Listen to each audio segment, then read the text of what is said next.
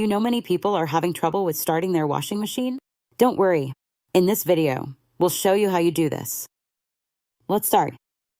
Step 1. Prepare machine. Ensure the washing machine is plugged in and the water tap is fully open. Step 2. Load laundry. Load your laundry into the drum and add detergent and fabric softener. Step 3. Choose program. Turn the program selection knob to choose the suitable wash cycle. Step 4. Set spin speed. Adjust the spin speed if needed by using the spin speed adjustment button. Step 5. Start cycle. Press the start/pause button to begin the washing cycle. Now you should be able to confidently start your Beko washing machine. Still need help? Visit our website for the complete manual. There you will also find questions and answers from other Beko users. Did you find this video helpful? By subscribing, you help us continue to answer users' questions. So, subscribe to our channel.